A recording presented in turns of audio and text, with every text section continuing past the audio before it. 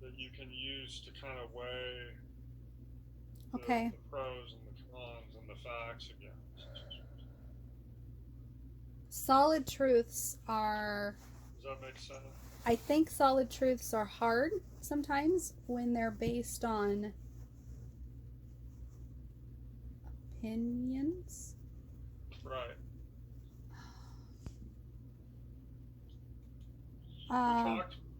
We talked before about sometimes you don't know who you really are, yeah, and I've had a hard time with that forever.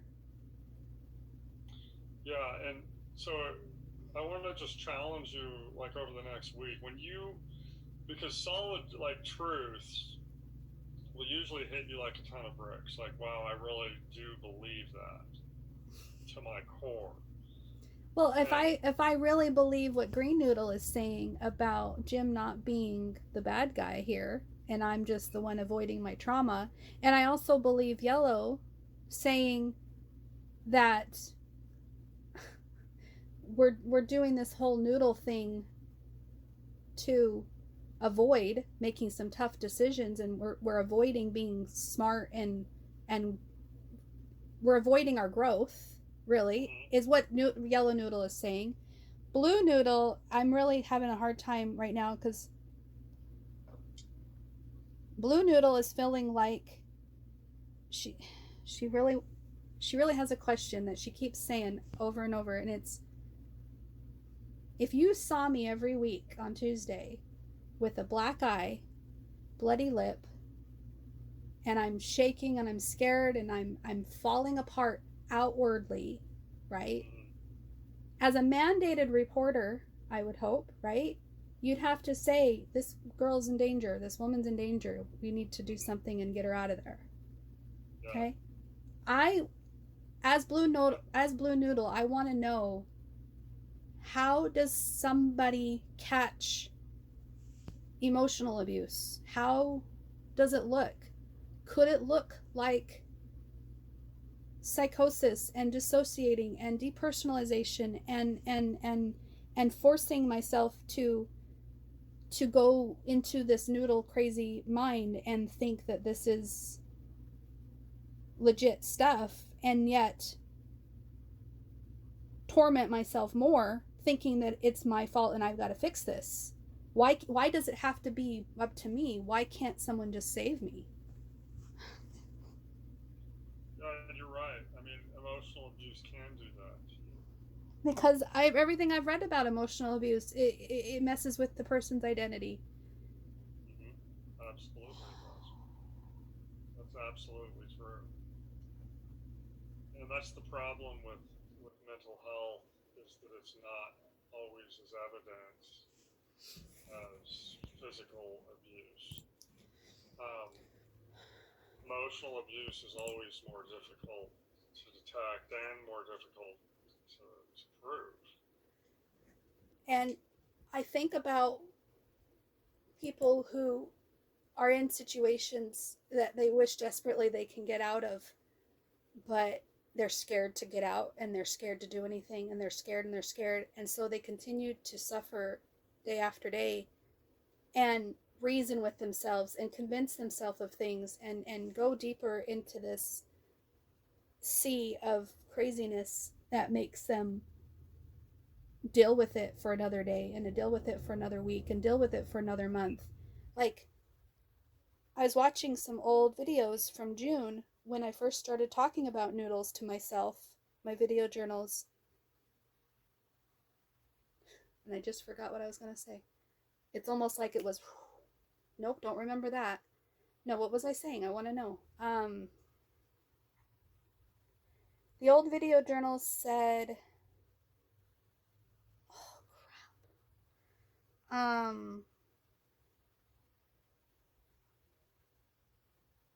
I can't remember what I was saying. Okay. Basically, my noodles, or my, I was getting so close, I think, to some tough truths. Oh, I remember. Me and Jim were getting close in early June. I remember what it was. I know exactly what it was. Okay, don't let me forget this. On June 9th or 10th was our we were talking, and he asked me a point blank question if I still loved him.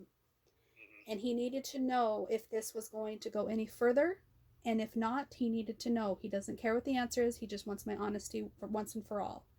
So it was almost like drawing Mint Noodle to the front to just say, forget about all the bullshit, forget about all the things that you think I want to hear and all that stuff, but just tell me the truth.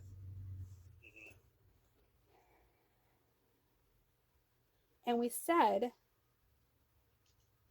we think you married Kathy.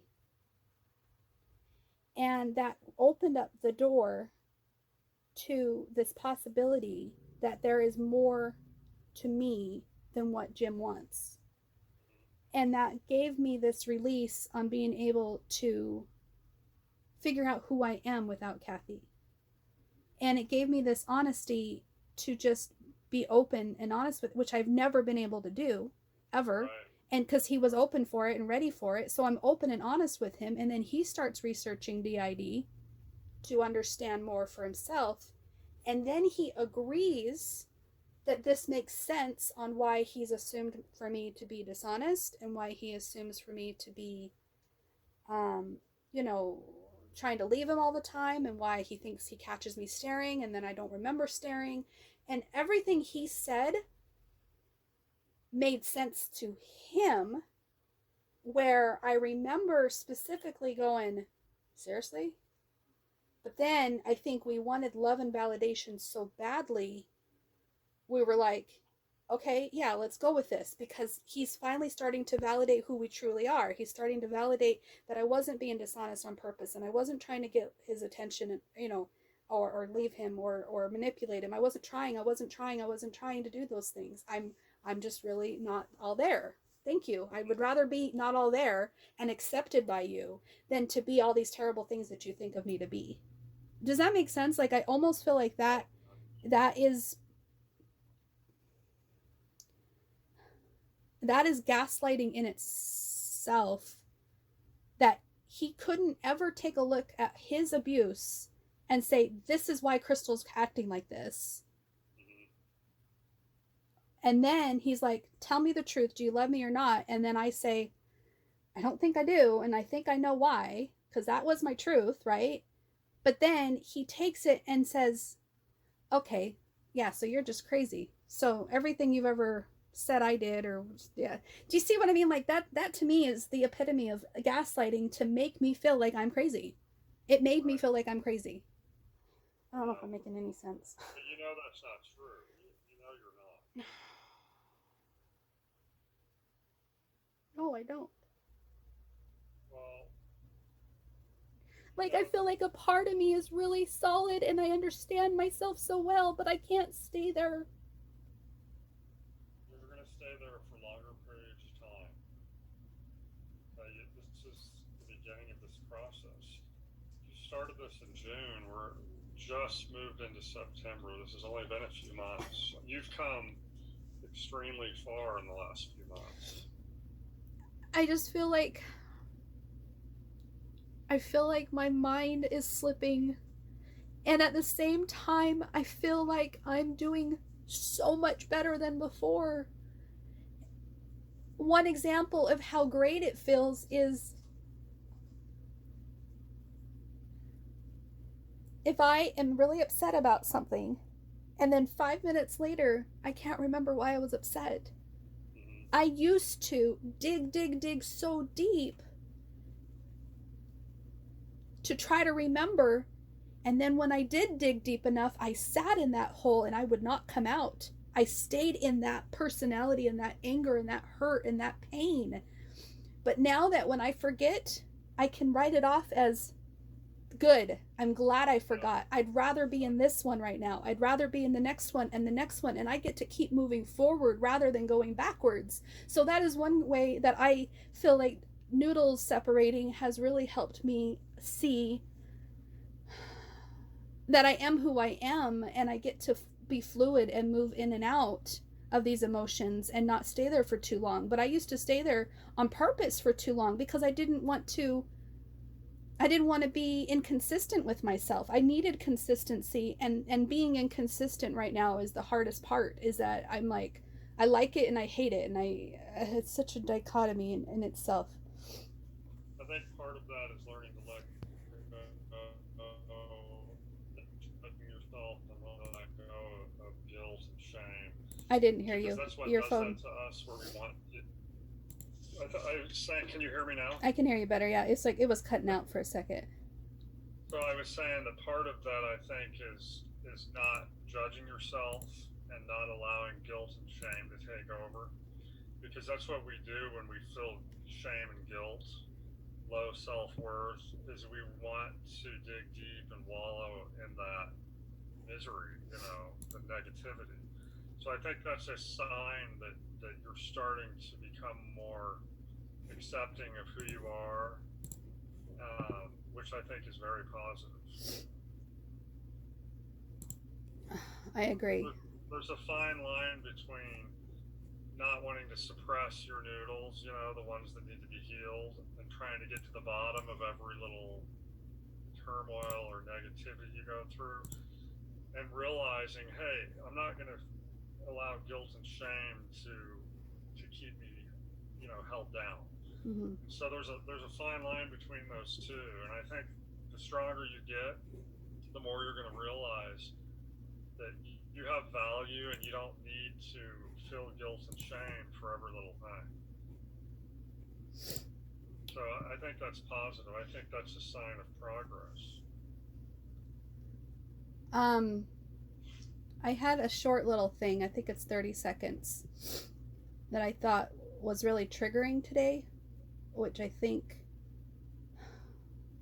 it validates the blue noodle and what she's feeling, but it also twists everything up more.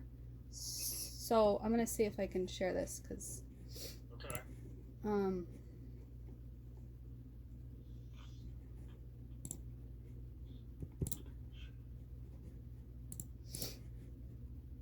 Can you see that, girl? Trauma, so I just wanted to tell you about it in case it helps anyone. Okay. But if you have someone in your life, I'm going to start it over. Basically, she said she had a dream. I gotta do the sound. I had a dream last night that helped me process a lot of trauma, so I just wanted to tell you about it in case it helps anyone. If you have someone in your life who withholds affection or gives you the silent treatment whenever you show the parts of yourself that they don't like, that is not normal. That's not normal shit. Friends don't treat each other that way. If they give you the silent treatment to try to manipulate you into being who they want you to be, cut them the fuck out. You deserve so much better. You end up blaming yourself and hating yourself, and you never blame them. I don't even know if this makes sense. I just needed to say it out loud. I love you guys. Okay. I had a dream last night. So, a couple of different noodles had different opinions about that right now, which we didn't hear before. But basically, if I just speak for Blue for a second, who has been drowning and swimming in this victim mind frame for as long as I can remember, we try to communicate to Jim our truth. We tried to go to him this weekend and last weekend and the weekend before. Like, we tried to bond with him so that we can grow with him. And he shuts us down. He stonewalls us. He doesn't ask questions. He rolls his eyes. He told me yesterday that I'm giving him guilt trips and being too pushy with pushing my noodles on him. He wants to be supportive, but he needs to do it on his terms, not mine. And then you've got Yellow Noodle, who's like, oh yeah, completely makes sense. Sorry, we're going to back off. I got Teal Noodle, who's trying to figure out the balance between codependency and not doing that stuff anymore. And then you've got Blue Noodle, who feels like this girl, who feels like, if somebody loves you and they're not trying to mold you, if they love you, they wouldn't try to mold you by doing silent treatments and not talking to you. So we've got all these disagreements, and just right now when I'm watching it, I'm looking at her going, well, yeah, if there's a part of you that's a crazy bitch, and they're gonna treat you with a silent treatment, then that's valid. They're gonna cut you out of their fucking life. So I don't think everything she said is exactly true for every situation, because you've got to treat others the way you want to be treated. But then there's something about the whole emotional abuse side that I tap into and I recognize, and I don't, and then I go back to Yellow, who says we've got this, we have it figured out, we don't need, she says the same thing as Green, we don't need outwardly approval. But her different opinion between Green and Yellow feels like we need to move the fuck forward and get on with our lives without Jim, where Green is like, oh, but I love Jim, and Jim's nothing wrong, and he does everything great. Yeah, and part of that though is normal. Like some of this, if I look at myself, and there's times where I can be self-confident, and I can say, you know what, I don't need anyone's approval. I'm sure that the way I'm living my life is the real, authentic me, and I don't need someone's approval to tell me that. But at the same time, I'm a human being, and it's nice to have approval, right? So there's two sides sometimes to some of these things. And maybe it's like a balance or a spectrum, not an all or nothing. Yeah, absolutely. And part of this process for you, sorry, my dogs are barking, but it's okay.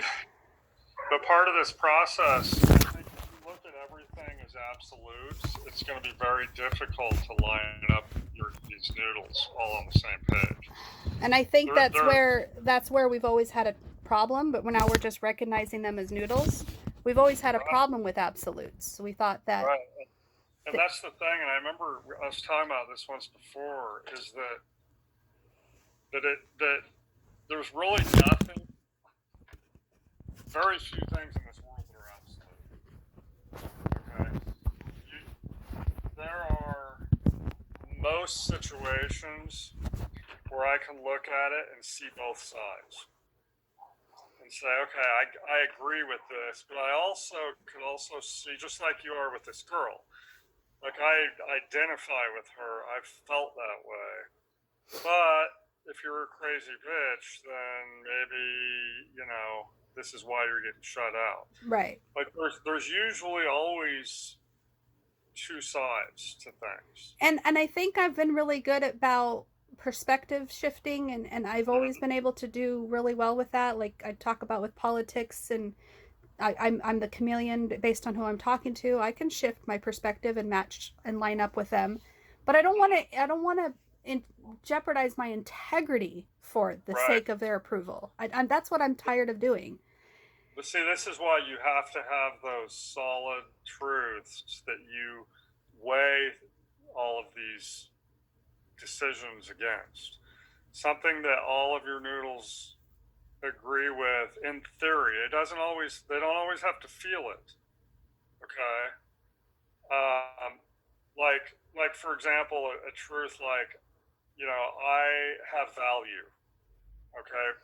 I'm a valuable person. I have value. Some of your noodles may fight against that statement because they don't feel validated. They may not feel that they have value. Other ones know that you have value. But that is a truth that you need to get the noodles on board with, because it's true whether they believe it or not. Well, okay, so if we can say stuff like I have value and life is full of ups and downs, we can find the balance in a lot of things. When it comes to decision making, it's like the majority of noodles agree that being in this room is not only the best thing for us financially, it's also the best thing for us mentally. We can grow, we can heal, we're learning how to speak our truth, we're learning how to be independent and find our autonomy. Like, every single noodle agrees that we need to be in here, except for one little noodle that feels super guilty, or the one that shames us for being in here and not out there, and it's like, okay, majority rules, everyone take a vote, and that's how we pretty much can move forward. But when it comes to this decision about what do we think about emotional abuse, are we being emotionally abused to the point where we are driving ourselves crazy? Or I just want to put it to bed, and I don't know how to. I don't know. Look at the other side of the emotional abuse. Okay, emotional abuse is emotional abuse, whether it's out of ignorance or whether it's intentional. Okay, if you feel like you're being emotionally abused, you're being emotionally abused. Okay. You don't have to prove that there's intent. I mean, there's plenty of emotional abuse going around. People don't even know they're doing it. It's because they have something within them that is just a control or even, inadvertently might be emotionally abusing you. That still doesn't make it okay. So, like with the emotional abuse thing, I feel like there is some emotional abuse going on, and you have this question, the opposite extremes of it doesn't really matter if you brought it on yourself. It's still not right. Well, and I'm not sure if I'm thinking the emotional abuse is brought on myself. It's rather than dealing with it, are we excusing it and covering it up with this noodle stuff? Does that make sense? Yeah, that makes perfect sense. So I almost feel like it was our brain's way of doing the cognitive dissonance dance and forcing our brain to line up with what Jim would be acceptable with. Right. Right. And at the same time, I got benefit out of it. And yet, I also feel like I'm losing in touch. I'm losing my yellowness. I'm losing it. I'm falling into these archetypes of what I think I'm labeling myself as. You know what I'm saying? Yeah. I know it's confusing. You need some, because everything right now with all of these noodles is very,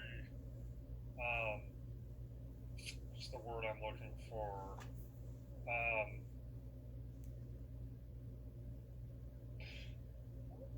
I think you feel like there's not any real solid truth or foundation to any of it. I feel like there's too many truths that I can't seem to pick one. Right. So I just feel like if you have a set of truths that beyond a shadow of a doubt to be true. That all of them could agree on. Right.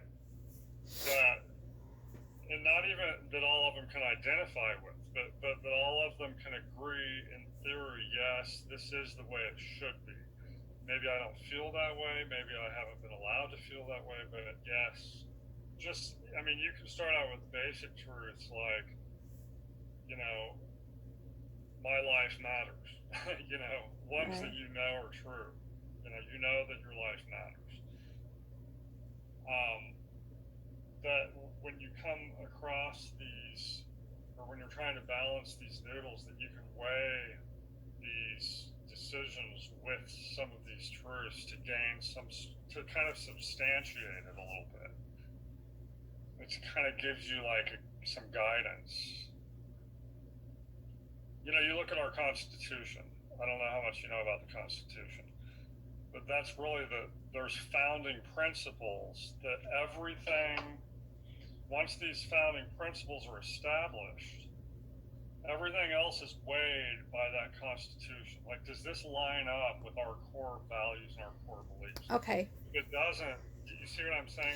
I need to come up with my core values, my core beliefs, my own constitution for the city of Crystal. You need to have that's I guess probably the best way to put it. You need to have your own constitution that you don't waver from. Right. Like when Jim tried to convince us to, well, he tried to make us feel guilty for being in this room. Right. And we were just like, no, you can't take that away from us. This is doing wonders for us, so don't even dare.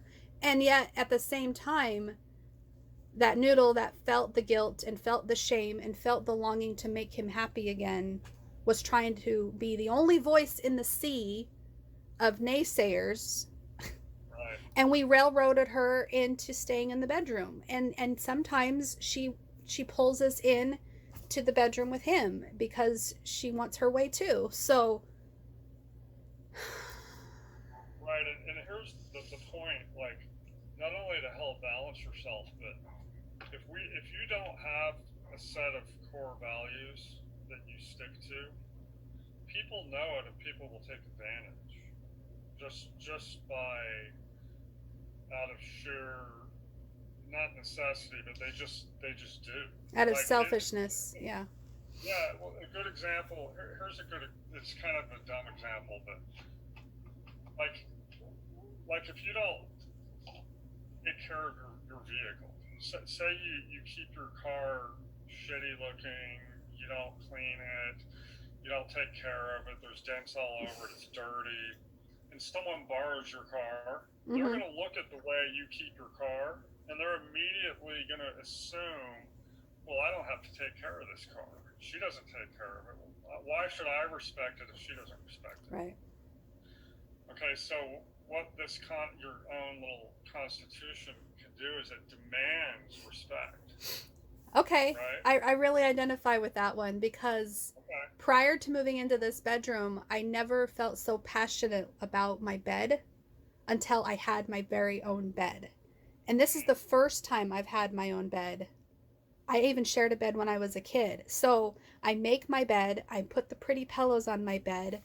There's whiteness on my bed that the sheet. So if the sheet's fallen off or something and the dog gets on it and the dog's paws, I flip out like I am OCD about my bed, and the kids are just looking at me like, "Who are you? You've never given a crap about anything like this before." And so now they all respect my bed. They all know mom wants her bed made a certain way. Mom likes her bed not touched. But yeah, I understand. Like I demanded the way I expected my bed to be treated when people came into my room. And it's taken a few months, but they understand it now. So I like that idea of the Constitution. And like you said, if you don't keep your car clean, then they know that they don't need to respect it either. Right, and it's the same thing with I mean, you can use that same illustration with a lot of things. I was talking to my wife a few weeks ago about the way, we treat our children. And if people see you disrespecting your children, then they automatically assume they can disrespect your children as well. But when you stand up for your kids and force people to respect your kids, they will respect your kids. Right. And so the same goes with yourself. Your values and the way you hold yourself, people see that. If they don't think you have any values or you don't have respect for yourself, they won't respect you. That's a So, very it's a very self-fulfilling prophecy when you put yourself out there like that, it manifests that way. I agree. I right, think but so you hold, you find those values and those beliefs for yourself, and all of your noodles over time will start to learn that these boundaries, these values are not crossed. So whatever happens, we have to line up with these truths that mhm. we know are true. And I like that too because all those noodles that are doubting themselves and doubting that their voice matters, I can feel it inside that they're shouting rejoice, like they're going to be able to have a piece of this constitution of ours that is going to. They want to be healed. They do. They want to be They healed, and want they to be want to have a voice that matters in right, this city of crystal. right, absolutely. So, all right. Well, it's good to see you. I hope you have a good week. Are you? I'm taking an awful lot of time off. I'm doing 1 day a week. Are you any closer to that FMLA thing? Yeah. All I have to do is like I did it on the computer, but I realize I can't sign it on the computer, so I have to print it out and sign it, and then I'll have to scan it back in, and then I I can email it to you. Okay. So there's only one section that I fill out, one section your employer fills out, and one section you fill out. Right. Okay, so I have the one that I fill out. I'll print it out and sign it. Okay. And then try to scan it back in. Yeah, I took Thursday. Electronic signature. I'm still doing that neuropsych eval, and I put your name down as the provider that they send a copy to. Okay. And I finally talked to Dr. Fitzgerald about the Beck depression scales. Mm-hmm. I think we're going to let Blue Noodle take the Beck depression scales because he didn't want a bunch of different answers on different. But I do know one of them's depressed, so we might as well tap into that one and let him answer those questions. Yeah, there you go. Even though that's not really true for us all the time. Right. I got that noodle that thinks I'm just talking crazy talk, but it really does help me separate them. So work on that constitution thing. It could take, because you're not going to be able to come up with these, obviously all in one sitting. This is going to be something you add to. Just like we do in the country, we make amendments at things, and that's okay. I don't know if you can see it, but I have a dresser right there in the closet. In the closet? Yeah, it was Trevor's. I pulled it out of the dining room and put it there the other day so that I could stand and work. And it's because of that dresser that I fell, really. It caused too much stuff to clutter because I took everything out of the closet. But anyways, I painted it. I painted each drawer a different color. Just your regular 6 primary rainbow colors. And inside the bottom of each... Oh, you can't hear me? Yeah, I can hear you now. Okay. Inside the bottom of each of the drawers, I painted what I wanted in my life. Oh, good. I painted words like safety, and I painted words like connection, and I painted words like, I don't remember, truth. I don't know. Yeah. So anyways, I just thought it was fun because when I get to the bottom of my drawer, I get to remind myself another time. Well, another visual. It's good. I mean, it makes it easier to understand it all, I'm sure. Yeah. All right. Well, thank you. All right. Good to see you. Good to see you too. And you said you'll email that over? Yeah, I'll email. I'll probably just send it to your email address through. I don't know if I can see it. You sent it to me through the patient portal. The problem is once I print it out and scan it back in, I don't think I can send it back the same way you sent it. So I'll probably just send it to you through your regular email address. That's fine. Okay. All right, cool. Thank you. All right, you got it. All right, bye-bye. Bye.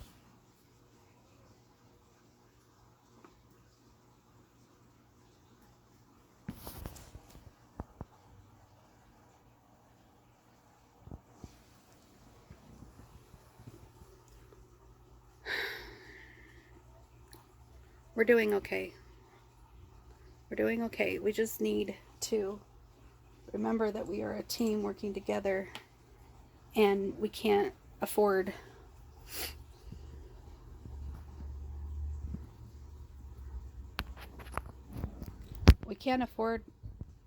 for all of our noodles to be forced to think like another noodle. We need to find a way to get us balanced. A constitution, I really like that. We're going to work on that.